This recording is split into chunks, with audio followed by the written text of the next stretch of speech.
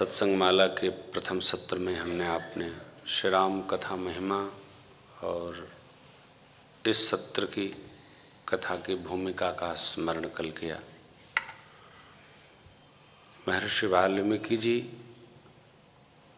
ब्रह्मवेत्ता हैं। भगवान 3 ऋषियों के पास वनवास की यात्रा में गए। सर्वप्रथम भरद्वाज जी के पास गए और जाकर भरद्वाज जी से जाने का पथ पूछा, हम किस पथ पर चलें। क्यों? भरद्वाज जी परमार्थ पथ में निपुण हैं, पारंगत हैं। हमारे देश की एक परंपरा है, सनातन परंपरा, कि जो व्यक्ति, जो साधक जिस कोटि का होता है उसी कोटि के सद्गुरु ऋषि के पास वो जाता है। ज्ञान मार्गी होगा तो ज्ञानी के पास जाएगा, कर्मकांडी होगा तो कर्मकांडी के पास जाएगा, भक्त होगा तो भक्त के पास जाएगा। सबका अलग अलग विभाग है। याज्ञवल्क्य जी के पास नहीं गए क्योंकि याज्ञवल्क्य जी विशुद्ध वैदिक कर्मकांड के प्रणेता हैं, उसमें वो निष्णात हैं।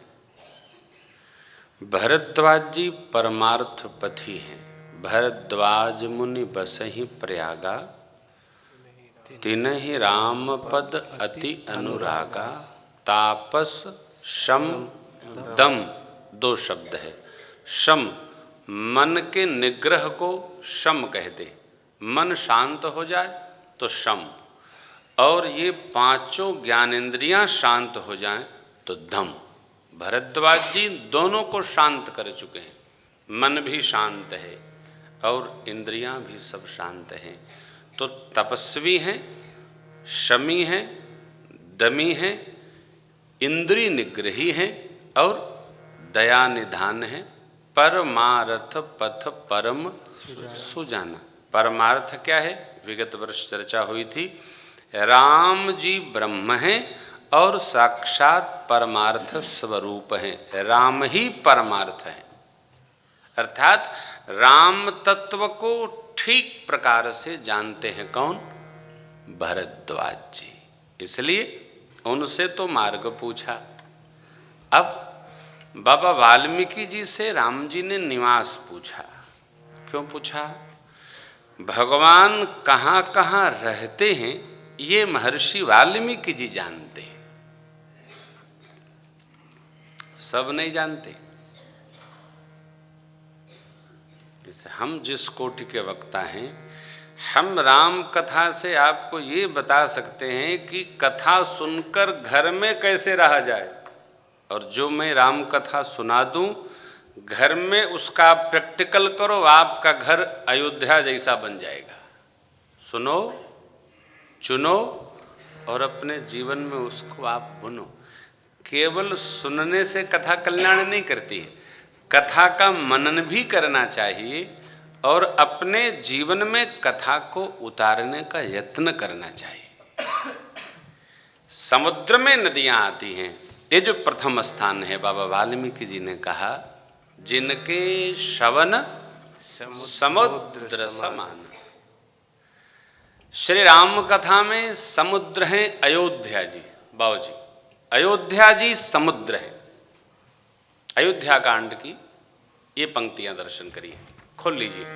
श्री अयोध्या कांड का श्लोक के बाद श्री गुरु चरण सरोज रज के बाद के 2-3 चौपाई देखिए।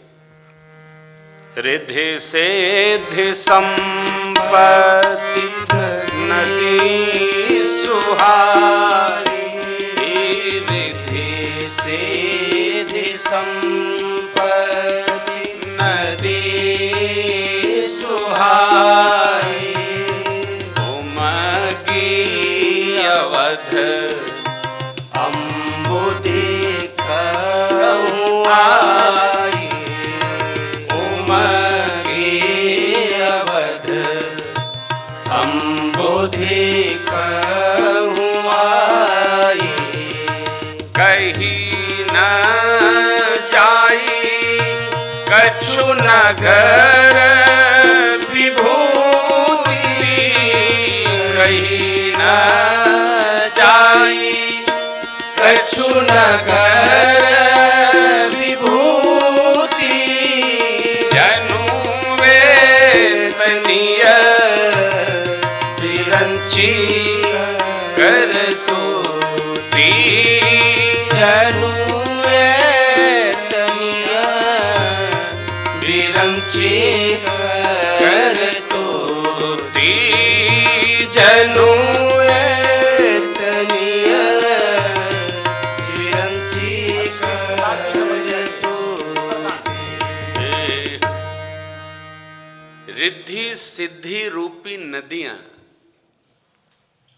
कैसी रिद्धि सिद्धि? सुख स्वरूपा। जब परमात्मा विवाह करके आए तो रिद्धि सिद्धि रूपी सुख की नदियां श्री अयोध्या जी रूपी समुद्र की ओर अपने आप उमंग भर करके पहुंचने लगी। कहां पहुंचने लगी? श्री अयोध्या जी की ओर। क्यों? बड़ा अद्भुत निदान पूज्यपाद गोस्वामी जी ने यहां दिया है। अयोध्या कौन? जहां धर्ममय जीवन हो। अयोध्या के राजा कौन थे? बोला करिए। श्री चक्रवर्ती जी महाराज। ना अपने बाबूजी का नाम नहीं लेते। श्री चक्रवर्ती जी महाराज कैसे राजा? धर्म धुरंधर गुण निधि ज्ञानी, हृदय भगति राम जी की मति सारंग पानी। आप और हम अच्छे तब जब हमारे बड़े कहें कि आप बहुत अच्छे हैं। अपने आप तो सब अच्छे। हमारे पिताजी कहें कि हमारा बेटा बहुत अच्छा तो हम अच्छे। हमारी माता जी कहें कि आप बहुत अच्छे तो अच्छे। श्री चक्रवर्ती जी महाराज का अपना प्रमाण पत्र नहीं है। पूज्यपाद गुरुदेव भगवान ने कहा, राजन जिम सरिता सागर महु जाही, जैसे नदियां समुद्र की ओर स्वतः जाती हैं, यद्यपि ताहि कामना नाही, यद्यपि समुद्र नारायण को कोई कामना नहीं है कि नदियां आवे, फिर भी नदियां स्वभावतः समुद्र के अथाह जल के आकर्षण के कारण खींचती चली जाती हैं। तिम सुख संपत्ति विनहि बुलाए, धर्मशील पहि जाहि सुभाए। जैसे समुद्र नारायण नदियों का आकर्षण करते हैं। अरे भाई, जहां सामान अधिक होता है, जल, पृथ्वी, अग्नि, विगत वर्ष की कथा में आपको एक प्रसंग सुनाया था। मिट्टी फेंकेंगे तो मिट्टी की ओर आकर्षण हो जाएगा। जल फेंकेंगे तो जल का अथाह स्रोत कहाँ है? नीचे, आकर्षण हो जाएगा। वायु फेंकेंगे, वातावरण में व्याप्ति हो जाएगी। क्या बचा? अग्नि। शब्द बोलेंगे ओम, व्याप्ति आकाश तत्व की तरफ चली जाएगी, क्योंकि विस्तार ऊपर है। और जब हम अग्नि यानी तूलिका जलाते हैं, माचिस की एक तिल्ली भी जलाएंगे, तो उसका स्रोत नारायण सूर्य भगवान गगन में रहते हैं। इसलिए वो तूलिका की जो लैंप ज्योति होती है, सूर्य भगवान की ओर जाती है। अर्थात अथाह समुद्र में अथाह जल है, इसलिए नदियों का आकर्षण उधर होता है। अयोध्या जी समुद्र हैं, और सदाचारी जीव के पास रिद्धि सिद्धि रूपी संपत्ति उसके जीवन रूपी अयोध्या जी में अपने आप स्वतः आकर्षित होकर चली आती है। यहाँ बाबा वाल्मीकि जी ने कहा, राम जी, जिनके कान का स्वभाव समुद्र रूपी अयोध्या का हो जाए, वहां सुख संपत्ति बुलाने नहीं पड़ती है, स्वतः अपने आप चल करके आती है। यद्यपिता ही कामना बनाना है। कैसा स्वभाव बनाना है? भगवान की कथा को श्रवण करने का। जिनके श्रवण समुद्र समाना, समुद्र के जैसा। और समुद्र का उपमा कहां से लिया? सीधे अयोध्या जी से। जिनके कान का स्वभाव समुद्र का हो जाए, उनका हृदय स्वयं अयोध्या जी हो जावे है। और जहाँ हृदय रूपी अयोध्या हो जावे, वहाँ सुख संपत्ति रूपी रिद्धि सिद्धि की नदियाँ स्वतः चल करके आती हैं। एक बात सदैव ध्यान रखना चाहिए, हमारी तपस्या और हमारे पाप, हमारे पुण्य, हमारे पाप, इनका पुराणों में बड़ा सुंदर वर्गीकरण है। पाप तो हमारा साथ छोड़ते नहीं है, लेकिन हमारा जो पुण्य है वो हमारी तीसरी पीढ़ी को प्राप्त होते। कैसे? मनु जी महाराज की तपस्या, रात में आपको कह रहे थे, मनु जी महाराज की तपस्या न प्रियव्रत जी को मिली और न उत्तानपाद को मिली, सीधे ध्रुव जी महाराज को प्राप्त हो। हमारी आपकी साधना, हमारा आपका सत्कर्म अपने लिए नहीं करना, अपने आने वाली पीढ़ी के लिए भी करना। हम लोग कितना खाते? 2 रोटी, 40, 50, 60 के बाद वो भी बंद हो जाएगा। जीने के लिए थोड़ा खा लेते हैं, फिर भी इतना बड़ा काम करते हैं, दिन रात मेहनत करते हैं, दिन रात मेहनत करते हैं। क्यों? कुछ तो अपने ऐश्वर्य को बढ़ाने के लिए, और कुछ हम जाएं, कुछ तो समाज के लिए, परिवार के लिए और अपने नाम के लिए कर जाएं। फिर ये होता है, भाई अपने ये सब सामान का किसको मालिक बनाएं? अमुक को दे दें, अमुक को दे दें। अरे भाई, इसी तरह मनुष्य का शरीर पाए हैं हम, तो हम अपना सत्कर्म और पुण्य भी ऐसा अर्जित करें कि ये भी अपने उत्तराधिकारी को प्रदान करके जाएं। उसी के लिए उपाय है।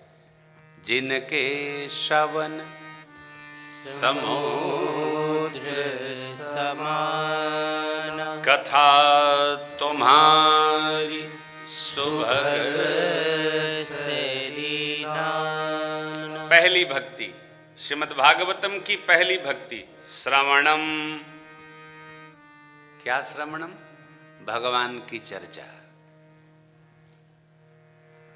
भगवान की चर्चा सुनने मात्र से, देखिए उपाय तो बहुत है, भगवान में लगने के अनेक उपाय है। यम, नियम, आसन, प्राणायाम, प्रत्याहार, धारणा, ध्यान, समाधि।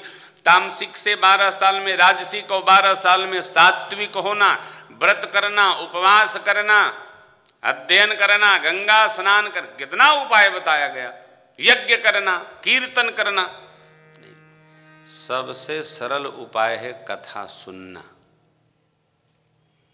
इतना सरल उपाय कोई नहीं है। चुपचाप भगवान की कथा सुनना, पहली भक्ति। कोई खटकर्म नहीं, कुछ लगना नहीं, सुनने की शक्ति मिली है, केवल भगवान की कथा सुनते रहना। श्रवणम, पहली भक्ति। शबरी माँ को बताते समय भगवान ने इसको दूसरी भक्ति कहा, लेकिन आरोपित मत करिएगा। सत्संग में पहली भक्ति है, प्रथम भक्ति संतन कर संगा। जब तक अनंत के प्रिय संत का दर्शन नहीं होगा, तब तक कथा कैसे मिलेगी? आप तो देख ही रहे हैं, नाना प्रकार की कथा लोग सुनाते हैं। कल कोई आए थे, प्रहलाद बाबू आए कि नहीं? कल कोई आए थे, बता रहे थे, एक कथा में गए महाराज, बोले आप इसमें कौन है जो पाप नहीं किया? ये चर्चा करने लायक नहीं है। कोई पाप नहीं किया। भगवान आपके हमारे जाप को याद करते हैं, जीव के पाप को भगवान याद नहीं करते, कोई पाप नहीं किया, सब पुण्यात्मा हैं। पुण्यात्मा न होते तो ये भारत में जन्म होता?